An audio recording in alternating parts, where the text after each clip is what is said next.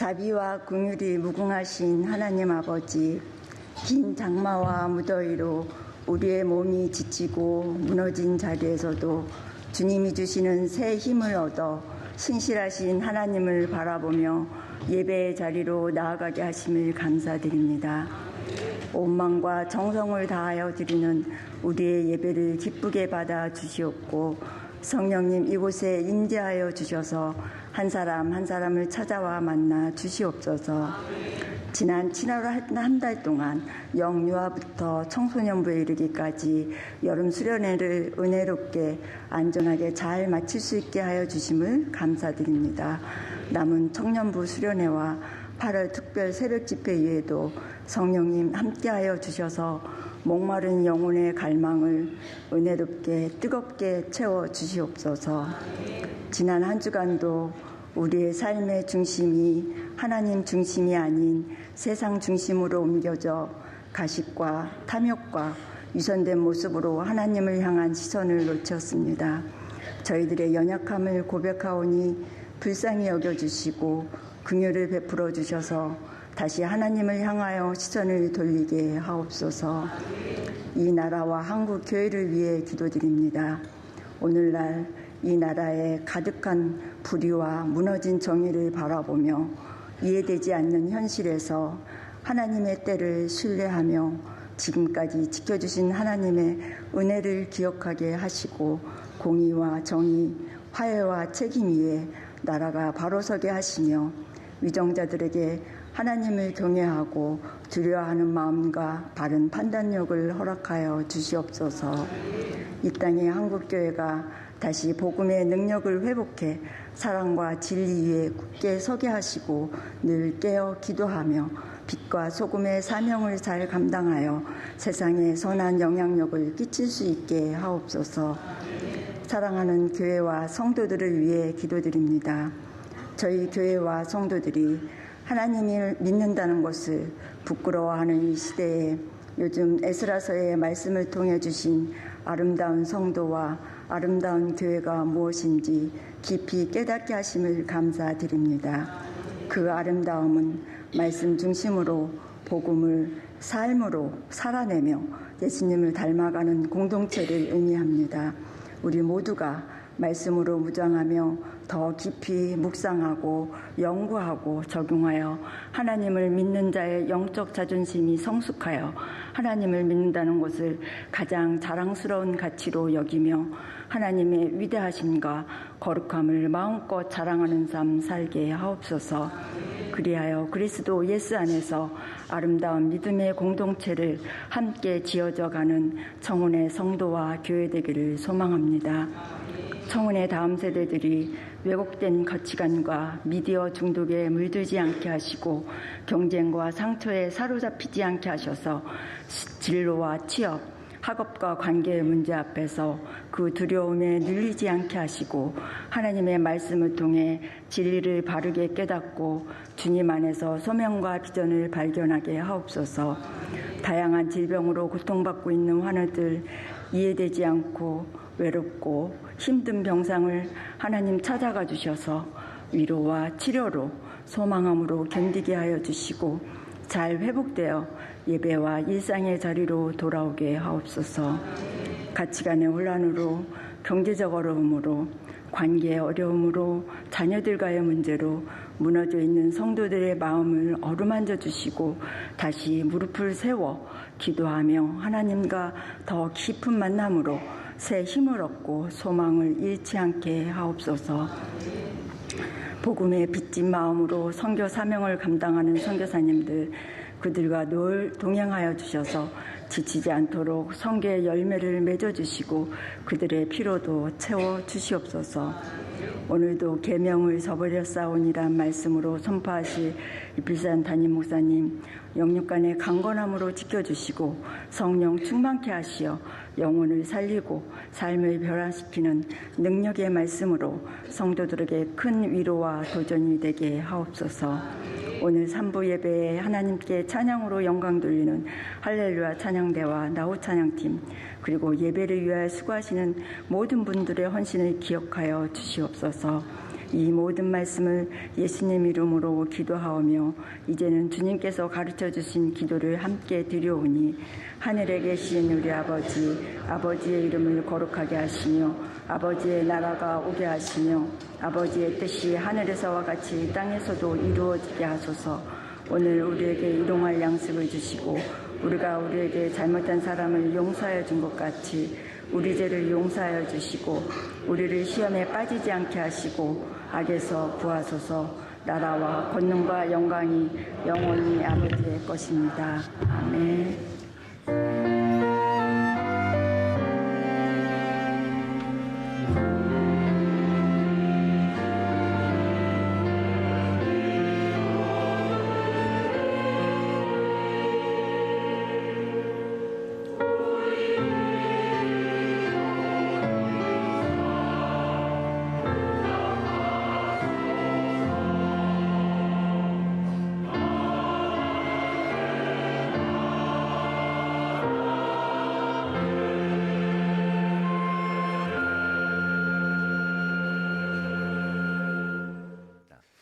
오늘 우리에게 주시는 하나님의 말씀 보도록 하겠습니다. 구약성경 에스라 9장 9절 10절 2절 말씀입니다.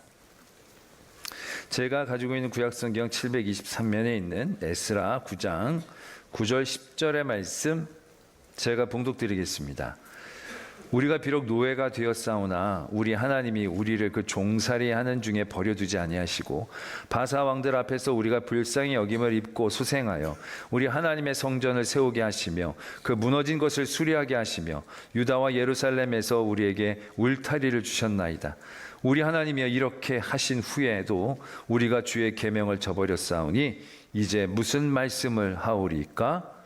아멘. 하나님의 말씀입니다. 이 시간 할렐루야 찬양대가 하나님께 찬양으로 영광을 돌리겠습니다.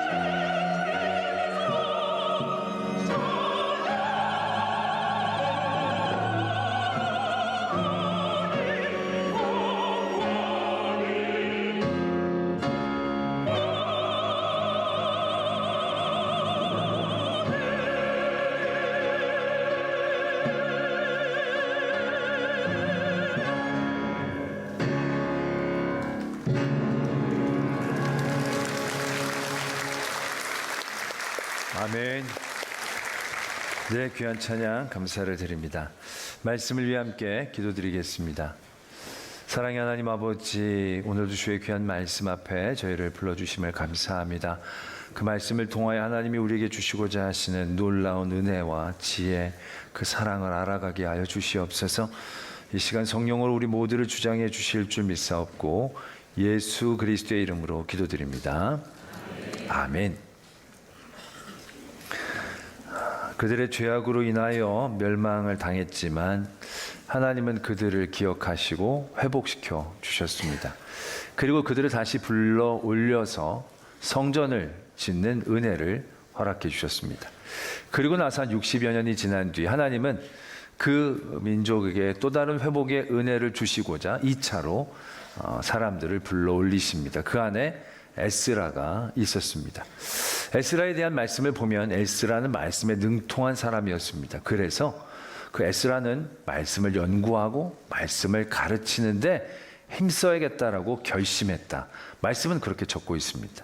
그런 에스라를 하나님께서 회복시켜 주신 것입니다. 이제 에스라가 다시금 온 그 예루살렘과 유다 땅에 기대할 수 있었던 것은 말씀으로 그들에게 제2의 부흥과 은혜가 미치게 되는 그런 그림일 것입니다. 드디어 그 에스라가 예루살렘에 도착을 했습니다. 그런데 그 에스라가 처음으로 했던 일은 사람들을 모아놓고 어떻게 말씀을 전해야 될지 그런 연구, 그런 생산적인 일들을 했던 게 아닙니다. 오늘 말씀에 보면 에스라가 올라왔더니 방백들이 에스라에게 나옵니다. 그리고 고발을 합니다. 고발을. 어떤 것을 고발을 하느냐 하면 그들의 지도자들, 제사장, 레위인들 가정 가운데 이방 여인들과 혼인을 하는 가정이 있습니다. 이런 상황에 대한 고발을 하는 그 사건을 에스라는 돌아오자마자 처음으로 만나게 됩니다. 하나님께서는 계명으로 이방 여인들과의 결혼을 금했습니다. 특별히 제사장들, 레위 지파 사람들은 더더욱 그러했습니다. 그럼에도 불구하고 그들이 이방 여인들과 결혼을 했다는 소식은 굉장히 큰 충격을 에스라에게 줬습니다. 보통 이 정도 되면 그냥 화를 내고 어떻게 그런 사람들이 있을 수 있는지 당장 데리고 오라고 이렇게 얘기할 수 있었을 터인데 에스라의 슬픔은 더 했다라는 겁니다. 에스라가 느끼는 절망감은 더 깊었습니다. 그래서 에스라는 그 소식을 듣자마자 화를 낸 게 아니라 자기의 겉옷을 찢습니다. 자기의 속옷까지 찢어냅니다. 자기의 머리를 쥐어뜯고 수염을 쥐어뜯습니다. 겉옷은 당시에는 재산 목록 1호에 가까운 소중한 겁니다. 그걸 찢을 정도의 깊은 슬픔과 절망감이 에스라에게 다가왔다라는 얘기죠. 분노를 뛰어넘은 엄청난 슬픔의 모습을 에스라가 보이고 있다라는 것입니다. 에스라는 기가 막혀서 차마 그 일 고발에 대한 반응도 하지 못하고 저녁 때까지 기가 막혀 앉아 있었다. 말씀은 그렇게 적고 있습니다. 저녁 제사 때가 되어 드디어 그가 정신을 차리고 이렇게 말씀을 시작합니다. 내가 너무 부끄럽고 낯이 뜨거워서 하나님을 향하여 얼굴을 들을 수가 없군요. 우리의 죄악이 너무너무 많아 정수리에 넘쳤습니다. 너무 큰 실망감 가운데 지금 에스라가 슬퍼하고 있는 것입니다. 그 슬픔의 이유는 바로 그거죠. 오늘 우리가 읽었던 말씀처럼 하나님께서 우리를 남겨주시고 그래서 우리를 긍휼히 여겨주셔서 다시 불러올려 주시고 성전도 짓게 하시고 울타리도 세우게 해주셔서 이제 회복되어질만 하다라고 생각을 했더니 이제 우리가 그 계명을 또 똑같이 저버렸으니 이제 이게 우리가 무슨 면목이 있겠냐는 거예요. 또 그 한탄은 더 이어집니다. 이게 단순히 이번 이야기만 하는 게 아니에요. 그 전부터도 전에 선지자들이 말하기를 11절부터 이렇게 진행이 됩니다. 그 이스라엘 민족이 출애굽해서 가나안 땅에 들어갈 때부터 하나님은 신신당부하셨거든요. 너희들이 그 땅에 들어가면 그 땅은 더러운 땅이야. 그 땅은 이미 죄가 이곳에서 저곳까지 가득 찼기 때문에 너희들은 그곳에 있는 사람들과 어떠한 관계도 맺어서는 안 돼. 가나안 땅 사람들을 멸절하라는 얘기가요, 이스라엘 사람들에게 땅 주려고 멸절하라는 게 아니고요, 그 땅에 하나님을 향한 죄악이 너무 가득 찼기 때문에 하나님은 이스라엘 통하여 그들에게 심판하려는 의도 또한 있었다라는 얘기죠. 그러면서 그들에게 말씀하십니다. 절대로 그들과 혼인하면 안 되고 그들을 위하여 평화와 행복을 구하지 말아라. 그리하면 내가 너희를 그곳에서 왕성하게 하고 그 땅을 너에게 유산으로 줄 것이다 라고 하나님께서 말씀을 하신 거예요. 그들이 가나안 땅에 들어갈 때 수백 년 전에. 근데 그때 이스라엘 민족이 결국 그 말씀을 지키지를 못해내죠. 그들은 결국 악한 행실로 그 땅의 사람들과 함께 지냈고 그래서 결국 멸망을 당할 수밖에 없었는데, 그럼에도 불구하고 하나님은 우리 죄악보다 형벌을 가볍게 하시고 이만큼 백성을 남겨주셨는데 우리가 어찌 다시 주의 계명을 거역하고 이 가증한 백성들과 통혼하오리까? 그리하면 주께서 어찌 우리를 멸하시고 남아 피할 자가 없도록 진노하시지 아니하시리까? 그 역사적으로부터 그런 잘못을 저질러서 우리가 그 고생을 하고 다시금 회복되어졌는데 지금 몇십 년 지나지 않았는데 똑같이 그런 죄악을 저지르려고 하고 있다는 사실에 대해서 에스라가 너무 깊이 괴로워하고 있는 말씀이 9장 안에 담겨져 있다라는 것입니다. 물론 이방 여인들과 결혼하는 것 하나님이 싫어하시는 일이기는 하지만 이토록 싫어하실 만한 일인가 한번 우리가 더 생각해 봐야 한다는 거죠. 이제 하나님께서 제2의 회복운동을, 회복의 은혜를 주시면서 에스라를 들려 올려 보내주셨는데 1차는 올라와서 성전을 지었어요. 하나님의 놀라운 은혜의 자리인 거죠. 에스라가 이제 2차에 와서 하나님의 은혜를 이제 베풀어 주신 말씀이 에스라서에 채워져야 되는데 에스라는 놀랍게도 또 다른 은혜에 대한 얘기는 적혀져 있지 않고요, 이 이방 여인들과 결혼했던 가정들에 대한 치리와 회복에 대한 말씀으로 끝내버린다는 거예요. 그 2차 회복에서 가장 중요한 핵심은 바로 이방 여인들과 결혼하는 것에 대한 문제를 해결하는 것이라고 얘기해도 과언이 아니라는 거예요. 이게 그 정도로 중요한 문제일까? 라는 생각을 우리가 해보게 된다는 것이죠. 우리가 이 문제를 바라볼 때 우리 오해는 하지 말아야 될 것이 있습니다. 우리가 하나님께서 그 땅의 이방 민족들과 결혼하지 말아라는 것이 하나님께서 순혈주의를, 혈통주의를 원하셔서 그렇게 하신다라는 생각은 하면 안 됩니다. 왜냐하면 하나님은 이방 여인과의 결혼의 문제들이 핏줄을 지키려고 하시는 게 절대 아니라는 겁니다. 성경에서도 보면요, 룻이라는 여인이 있습니다. 룻은 나오미라는 사람이 가뭄을 만나서 모압 땅으로 내려갔을 때 거기에서 구한 며느리예요.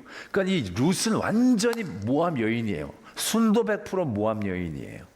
그런데 이 모압 여인이 어떻게 됩니까? 나중에 나오미와 같이 이스라엘로 올라와서 보아스랑 결혼을 해요. 오벳이라는 사람을 낳고요, 이세를 낳습니다. 그리고 그 다음이 다윗이에요. 그러니까 룻의 증조 할머니가 되는 거예요. 룻이. 근데 그 룻이 모함 여인이에요. 그토록 그들이 자랑스러워하는 왕의 혈통, 다윗의 혈통이 어떻게 보면 깨끗하지 않은 거예요. 이 정도 되면 룻의 얘기는 숨기거나 왜곡하기도 쉬울 거예요. 그들이 보면 어떻게 보면 부끄러운 얘기잖아요. 모압 사람의 피가 섞였다라고 얘기할 수 있으니까. 그런데 하나님은 그 얘기를 감추지 않으세요. 그 얘기를 숨기지 않고 책으로 남겨 말씀하고 계신다는 거예요. 믿음의 이 은혜는요, 혈통으로만 이어지는 게 아니라는 것을 분명히 하신다는 것이죠.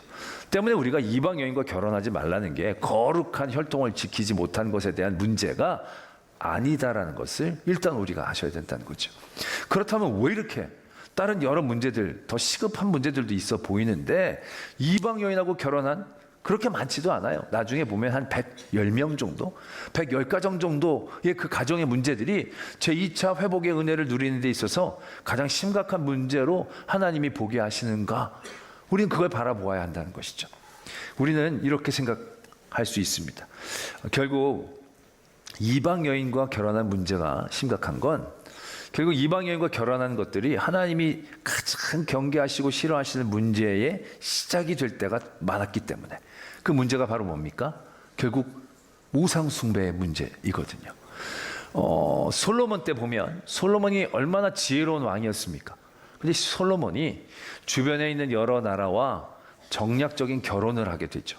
여러 민족의 여인들을 왕비로 맞아 들이게 됩니다. 그래서 나라를 안정시키는 그런 효과를 바라본 것이죠. 그는 절대로 우상 숭배를 하려고 했던 건 아닐 겁니다. 그의 왕국을 더 안정시키기 위해 그런 일들을 선택했을 거예요. 그러나 나중에 결과적으로 어떻게 됩니까? 그의 말년에 보면 그가 그 여인들을 사랑하게 되죠. 그리고 그 여인들이 데려온 신에 대한 신전들을 다 지어주는 그런 모습을 보게 되어진다는 거죠. 결국 그 여인을 받아들인다는 것은 그 여인의 문화와 그 여인의 삶에 대해서 우리가 노출될 수밖에 없는 위험한 모습이기 때문에 그 일들에 대해서 우리가 단호하게 행동해야 한다라는 것을 말씀해 주고 계신다. 이렇게 이해할 수 있을 것입니다. 자, 그래서 이방 여인들과 결혼하는 것이 이렇게 위험한 것이구나라고 생각을 할 때 또 한 가지 우리가 의문이 생길 수 있다는 거죠. 아니 그래도 이 사람들을 무턱대고 다 이혼시키는 건 좀 너무 비인간적이지 않느냐. 아니 이 중에서 룻과 같은 여인이 없다라고 얘기할 수 있겠느냐. 잘 데리고 와서 아직 우상 숭배한 것도 아닌데 잘 전도하고 가르쳐서 믿게 하면 되지. 이걸 왜 굳이 이렇게 끊어내려고 그러시는가. 이렇게까지 모질게 할 필요가 있을까라는 생각을 저는 해봤다는 거죠. 여러분들은 아무 생각이 없으실 테지만 우상 숭배가 무섭다면 그것만 막으면 되지 이방 여인과 결혼하는 것까지 이걸 막을 필요가 뭐가 있을까라는 얘기죠. 그러나 우리가 우상 숭배와 이방 여인과의 결혼하는 것이 단순히 다른 우상을 받아들이고 그런 위험성들이 있기 때문에 경계하는 것, 이러한 것들보다도 더 치명적인 위험성이 있다는 것을 우리가 먼저 알아야 된다는 거죠. 지금 에스라를 통하여 하나님께서 주시고자 하시는 이 회복의 은혜의 자리가 어떻게 보면 우상 숭배 안 하고 이방 여인과 결혼 안 하는 거라고 한다면 이 시대에 우리에게 적용될 만한 것들이 쉽지 않은 거죠. 우리가 우상 숭배, 솔직히 우상 숭배는 다른 계명에 비해서 우리에겐 껌이죠. 쉬워요. 집에 금불상 같은 거 하나씩들 다 갖고 계시진 않잖아요. 성경 읽고 집에 들어갔다가 코란 읽고 막 그러진 않으시잖아요. 성경도 제대로 안 읽는데 코란을 읽겠어요? 그러니까 그런 부분에 대해서 우리는 되게 우상 숭배, 하나님 섬기기도 벅찬데 무슨 우상까지. 그리고 우리는 굉장히 그 계명에 대해서 자유롭다고 생각을 하는 거예요. 자, 그렇다면 현대적으로 우리가 이방 여인과의 결혼을 경계한다는 건 어떤 의미이겠습니까? 그런 샤머니즘을 섬기고 그런 걸 믿는 사람들과의 결혼을 안 하는 거? 그것이 이방 여인과 결혼을 안 하는 것이 되는 겁니까? 그렇다면 우리가 믿지 않는 사람과 결혼하는 것, 믿지 않는 사람들이 얼마나 많은데 우리는 이 계명을 지키기 위해서 앞으로 믿지 않는 사람들과는 절대로 연을 맺지 않아야 하는 것입니까? 그런 도전을 의미하는 것입니까? 상당히 이게 우리의 현대적인 성도의 자리에서 받아들이기 쉽지 않은 부분이 될 수도 있다는 거예요. 그렇기 위해서 우리는 이걸 잘 해결하기 위해서 하나님께서 왜 이방 여인하고 결혼하는 이 문제를 지금 중요하게 보시는가에 대한 핵심을 붙잡을 수 있어야 되는 거예요. 그 핵심을 붙잡으려면요, 우리는 우상 숭배가 갖는 가장 치명적인 요인도 아울러 바라볼 수 있어야 한다는 거죠. 제가 여러 번 말씀을 드린 것이 있습니다. 우상 숭배가 왜 무서운가? 하나님이 나 외 다른 신을 두지 말라, 너를 위하여 우상을 만들지 말라. 왜 첫 계명, 둘째 계명에 이렇게 말씀만 하시는가? 우린 그걸 분명히 아셔야 된다는 거죠. 아니, 솔직히 하나님께서 이제 이스라엘 민족이 가나안 땅에 들어갈 때 그 땅에 우상을 섬기지 말고 그들의 민족과 함께하지 말라고 신신당부를 하셨거든요. 그런데 이 이스라엘 민족들이요, 희한하게 그 바알과 아세라라는 그런 신에게 늘 매료됩니다. 아니, 생각해 보면요, 하나님과는 비교가 안 되는 신들이, 신이라고 얘기할 수도 없어요. 하나님은 어떤 하나님이십니까? 하나님은 솔직히 전지전능하신 하나님이세요. 못할 게 없는 하나님이에요. 그러니까 하나님만 딱 붙들고 있으면 만사형통인 거예요, 말하자면. 그 하나님이 그런 능력과 그 어떤 것과도 비교할 수 없는 그러한 힘을 갖고 계신 하나님, 그 하나님을 믿는 거예요. 그리고 그 하나님은 그냥 그런 힘만 갖고 계신 게 아니라 우리에게 주신 것도 너무너무 많은 거, 이스라엘 민족들에게. 그들은 역사적으로 애굽에 짓눌려 있었던 그들을 하나님은 구원해 내셨어요. 사람들은 아무것도 안 하고 하나님의 전적인 은혜와 능력으로 그들을 구원해 내셨어요. 바다도 가르세요. 막 새도 보내셔가지고 고기도 먹게 해주세요. 만나도 주셔서 먹을 거 해결해 주죠. 따뜻하게 해주죠. 시원하게 해주죠. 뭐 하나님의 부족한 게 없이 해주시는 분이 하나님이셨던 거예요. 그걸 역사적인 경험으로도 갖고 있는 이스라엘 민족이었어요. 그럼 하나님 한 번만 섬겨도 정말로 충분하고 넘치는 건데, 이스라엘 민족들이 가나안 땅에 들어갔는데 그 바알과 아세라에게 그냥 넘어가는 거예요. 솔직히 바알과 아세라는 할 줄 아는 게 많지도 않아요. 바알과 아세라는 그냥 자기 둘이 놀다가 비를 내리는 거, 딱 하나밖에 못하는 거예요. 다른 건 못해요. 아니, 모든 걸 하실 수 있는 하나님, 그 하나님을 놔두고, 아니 그런 바알과 아세라에게 마음을 뺏긴다는 게 이게 말이 됩니까?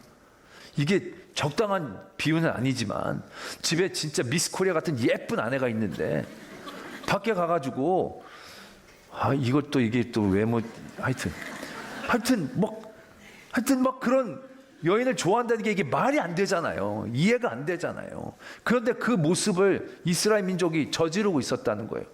그 놀라운 하나님과 바알과 아세라는 비교조차, 아니 비교한다는 것 자체가 말이 안 되는 것임에도 불구하고 이스라엘 민족들은 끊임없이 바알과 아세라에게 매료가 돼요.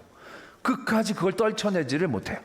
나라가 멸망할 때까지 그들은 우상 숭배를 떨쳐내지를 못해요. 아니, 뭐가 그렇게 매력이 있길래? 바알과 아세라가 예쁘게 생긴 것도 아니에요. 바알과 아세라가 그들에게 뭐 특별히 잘해주는 것도 없어요. 근데 왜 그들은 그 하나님을 두고 맨날 그 우상에게 끌려가는 그런 어리석음을 저지르고 있었냐는 거예요. 어떤 힘이 있길래? 하나님은 그것 때문에 우리에게 우상 숭배를 경계하게 하신 거예요. 하나님이 그게 무섭다고 바알과 아세라 그거 신경 쓰시겠어요? 바알과 아세라 때문이 아니라 바알과 아세라를 섬기는 가장 치명적인 모습 때문에 그렇다는 거예요. 그게 바로 뭐냐? 우상 숭배가 갖고 있는 가장 큰 매력은요, 나를 위하여 믿는다는 거예요. 두 번째 계명을 보면 너를 위하여 우상을 만들지 말라는 계명이 있어요. 너를 위함이라는 것이 진짜 무서운 거예요. 바알과 아세라는요, 그들을 사랑하고 그들을 섬기는 게 아니에요. 그들을 섬김으로 그들이 비를 내려 내가 유익을 얻는 거예요. 그들에게 섬기는 건요, 내 유익을 위해서 섬기는 확실한 방법이 되는 거예요. 하나님을 섬기는 건 얘기가 다르거든요. 하나님은 하나님을 섬기는 거예요. 하나님을 위한 일들 가운데 헌신해야 되는 거예요. 내 게 아니야. 그런데 바알과 아세라와 우상은요, 철저히 나를 위해서 섬기고 믿는 것을 의미한다는 거예요. 여러분, 뱃사람들이 왜 용왕님한테 맨날 섬겨요? 용왕님 사랑해서요? 용왕님 예뻐서요? 아니에요. 내 백기를 지켜달라고, 내 안녕과 내 안위를 위해서 확실하게 빌 수 있는 모습이기 때문에 그런 거예요. 그 용왕이, 산신령이 뭐 바알과 아세라가 능력 있고 좋아서가 아니라 그 섬기는 행태가 우리의 마음에 드는 것이기 때문에 그렇다는 거예요. 우리가 연초에 보면 많은 사람들이 그런 거 본대요. 연초마다 보는 거 있잖아요. 토정 비결이라고 그러네요. 그걸. 그리고 결혼할 때 보면 사주, 또 사주 궁합, 맞아. 이런 거를 진짜 엄청나게 본다는 거예요. 그 산업의 매출이요 1조를 넘어선다는 거예요. 교인들도요 어마어마하게 연초에 가면 간다는 거예요. 제가 결혼을 할 때 보면요, 어느 날은 결혼 주례가 막 몰릴 때가 있어요. 막 두세 건이 몰릴 때가 있어요. 이거 오늘 뭐 이렇게 결혼이 많지? 그러면 그날은요 거의 예식장도 꽉 찬 날이에요. 손이 없는 날, 손이 없는 날이라는 거예요. 그리고 어떤 날은 결혼식이 없어. 있을 만한, 옛날에는 이 봄, 가을에 예식이 많았는데 봄, 가을인데도 예식이 없어. 오늘 참 이상하다 그러면 그날이 손 타는 날인 거예요. 그런데 손 타는 날은 일부 예식장에서도 할인을 해준대요. 그러니까 성도들은 그거 전혀 신경 안 쓰고 할인받고 쓰면 되잖아요. 그런데 이게 찝찝한 거야. 좋은 게 좋은 거라고. 그 성도들이 연초만 돼도 그거 보는 거예요. 그거 왜 봐요? 하나님 믿고 하나님 의지하면 되는데, 에이 그래도 좋은 게 좋은 거니까. 사주는 뭐하러 봐? 하나님께서 형통케 해주시면 돼. 그래도 좀 알아보고 좋은 날 하는 게 나쁘지 않지 않겠냐고 사람들이 마음을 먹는 거예요. 그 좋은 게 좋은 거의 기준이 뭐예요? 하나님 좋은 게 아닌 거예요. 내 좋은 거예요. 나 좋은 거. 여러분, 인류가 저질렀던 최초의 죄악의 가장 핵심적인 모습이 뭔지 아세요? 선악과가 아주 탐스럽게 보였던 것 아니에요. 뱀이 화술이 기가 막혀서 그래서 하와를 잘 속여 넘어간 게 아니에요. 그 죄악이 첫 죄악으로 될 수 있었던 가장 치명적인 요인은 하와가 하나님처럼 되고 싶은 마음을 가졌다는 거예요. 하와가 하나님을 본 게 아니고 자신을 들여다보기 시작했다는 거예요. 자신의 또 다른 신으로 자라나기 시작했다는 거예요. 그게 인류 최초의 죄의 시작인 거예요. 그만큼 자기를 사랑하고 자기를 중심으로 한다는 것이 얼마나 위험한가를 하나님은 우리가 알기를 원하시는 거예요. 너희들이 그 땅에 가서 그 땅에 죄가 가득 찼는데 그 땅의 죄의 핵심적인 모습이 뭐예요? 뭐 타락하고 뭐 성적으로 문란하고 그런 모든 것들의 가장 핵심적인 요소는 뭐냐? 자기가 우상이 되어지는 삶인 거예요. 자기 유익과 자기 안녕이 모든 것의 기준이 되어지는 삶. 그래서 자기가 원하는 신을 섬기는 거예요. 자기에게 맞는 신을 만들어 섬기는 거예요. 그 신을 위해 섬기는 게 아니라 철저히 자기를 위한 그런 마음 가운데서 되어진다라는 거예요. 우상 숭배의 가장 위험한 치명적인 모습이 바로 그거예요. 그것 때문에 하나님은 우상 숭배를 하지 말라는 거예요. 우상이 무서워서가 아니라 우상을 숭배하는 너 중심과 너 자신의 우상됨을 경계하라는 거예요. 그렇다면 이방 여인하고 결혼하는 이 문제도 같은 선상에서 우리는 경계를 해야 하는 거예요. 우상 숭배까지 안 갔는데 이렇게까지 결혼하는 것부터 이래 필요가 있을까요? 라는 생각을 할 수도 있겠죠. 근데 오늘 보면요, 처음에 에스라가 올라왔을 때 이방 여인들과 결혼한 걸 에스라가 발견한 게 아니에요. 사람들이 와서 고발을 한 거예요. 그들이 고발을 했다는 것은 무엇을 의미합니까? 이미 그들의 안에는 이방 여인들과 결혼했다는 것이 잘못됐다는 생각들이 이미 다 있었다는 거예요. 그 공동체 안에. 그런 공동체 안에 이것은 잘못됐다라는 생각들이 모두에게 있음에도 불구하고 제사장이나 레위인들이 이방 여인들과 혼인을 맺었다는 사실이 이게 무서운 것이다라는 거예요. 왜요? 주변에서 사람들이 뭐라고 안 그랬겠어요? 야, 제사장이 그러면 되겠냐고. 레위 사람이 이방 사람하고 결혼하면 되겠냐? 너 그러면 안 돼. 분명히 이렇게 얘기한 사람들이 있었을 거예요. 그러나 그럼에도 불구하고 이방의 여인을 며느리로 아내로 맞이했다? 왜 그랬을까요? 사랑해서? 그 당시가 그 당시 안 살아봐서 모르겠지만 사회적 분위기가 막 연애가 막 자유롭고 사랑, 그건 아닐 거예요. 그럼 무엇이겠습니까? 그 결혼에 따른 이익이 그런 부담감을 앞서고 있었다라는 얘기죠. 나중에 느헤미야서에도 보면요, 대사장 집안들이 그 지역의 유력한 이방 가문의 사위가 되는 그런 일들이 적혀져 있습니다. 이 사람들이 그 이방 여인들과의 결혼을 통해서 자신의 유익을 탐하기 시작한 거예요. 하나님의 말씀과 계명에 따라 그 일들을 생각하고 기준 삼아 나가는 게 아니라 이 결혼이 나에게 유익이 있겠구나라는 생각으로 그 결혼을 하기 시작했다는 거예요. 이방 여인과 결혼했다는 것뿐만이 아니라 결국 그것이 말씀에 따라 하나님의 기준에 따라 하는 게 아니고 자신의 유익과 자신의 안녕에 따라 자신이 우상이 되어지는 삶으로 그 일들이 결정되어지기 시작했다라는 것이 이방 여인과 결혼했다는 것에 대한 굉장히 치명적인 위험함이다라는 거예요. 솔로몬의 결혼도 아까도 말씀을 드렸지만 그랬잖아요. 하나님의 말씀과 하나님을 의지하려고 전도를 하려고 이방 여인들과 결혼한 게 아니에요. 자신의 왕국을 안녕시키고자 하는 자신의 생각, 자신의 위세를 드높여 나는 이런 사람들과도 혼인을 맺었다라고 얘기하고 싶은 자신의 중심 가운데서 나온 행동이었기 때문에 그것이 나중에는 결국 치명적인 일들로 변진 거예요. 이방 여인들 때문에 그런 게 아니라 결국 이방 여인들을 선택했던 그의 마음이 그 일들을 이미 예비하고 있었다라고 볼 수 있다는 거죠. 그래서 하나님은 이 일들이 처음부터 되어지기를 경계하고 깨어있기를 원하셨던 거예요. 다시금 회복의 은혜를 누리기 위해 그들에게 주어질 얼마나 아름다운 말씀들과 도전들이 있을 수 있겠습니까? 근데 그런 거 다 안 적으시고 딱 이거 하나로 에스라를 끝내는 거예요. 이방 여인들과 결혼했던 그들의 중심, 그들의 안녕, 유익을 위하여 생각하고 판단하기 시작했던 그 위험한 시작들을 처음부터 경고하셨다는 거예요. 제가 중고등부 수련회 가서도 그런 말씀 나눴습니다. 우리가 믿는다는 건요, 결국 변화라는 걸 의미하는 거예요. 믿지 않는 사람에서 믿는 사람이 된 거는 변화를 의미하는 거예요. 근데 그 변화에서 가장 핵심적인 모습이 뭐냐? 경건해지는 거, 도덕적이 되는 거 아니에요. 내가 주인이 됐던 삶의 자리에서 내가 내려오는 거예요. 그리고 하나님이 내 삶의 주인이 되어주는 것, 그것이 믿음으로 인하여 우리가 얻어야 할 가장 핵심적인 변화의 얘기예요. 그 변화가 있어야 진정한 변화가 되는 거예요.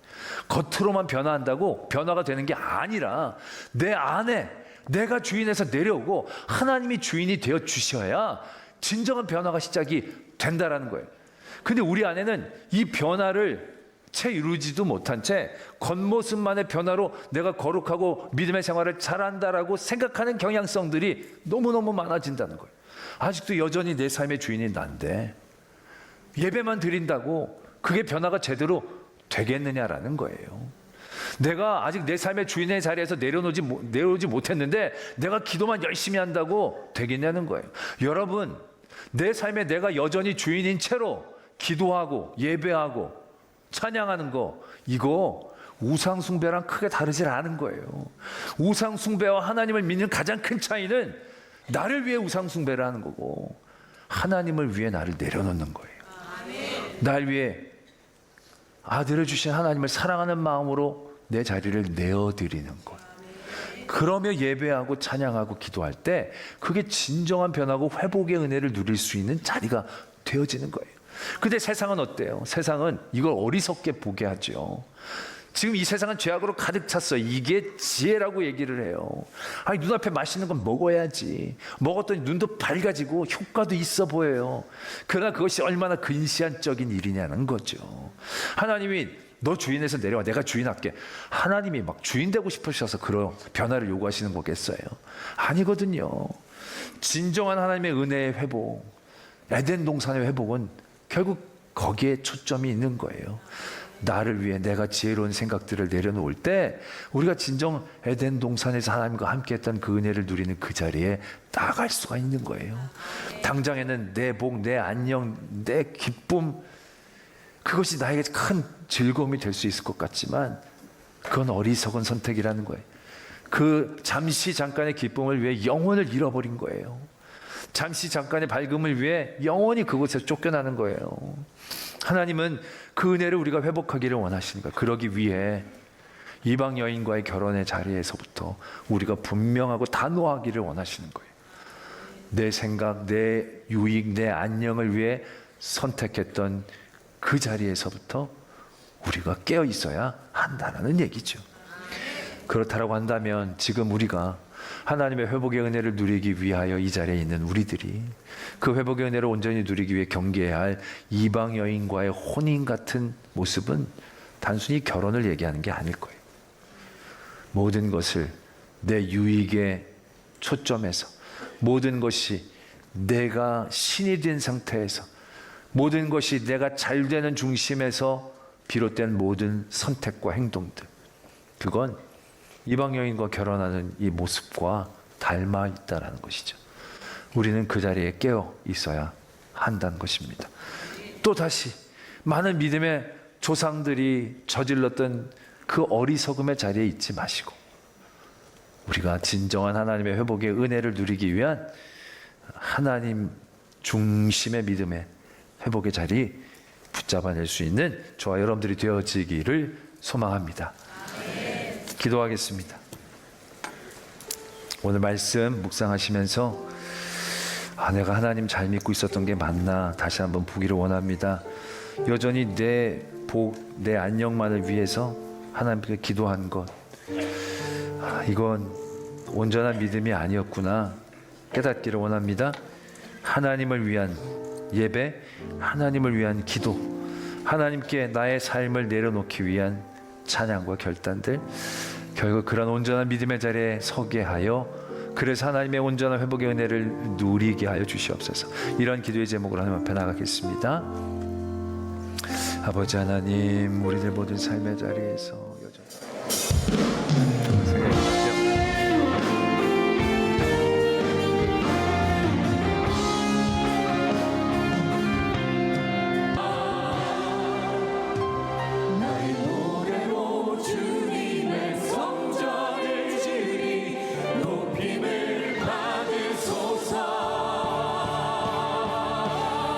우리 구주 예수 그리스도의 은혜와 하나님 아버지의 지극하신 사랑하심과 성령 하나님이 함께하여 주시고 도와주시고 교통하여 주시는 역사하심이 나를 우상 삼았던 모든 자리에서 떠나 온전히 하나님을 섬기는 일들을 도전하는 성도들 위해, 그 가정 위에, 우리 교회의 이 땅과 열방 위에 이제로부터 영원토록 함께 계시기를 간절히 축원하옵나이다. 아멘.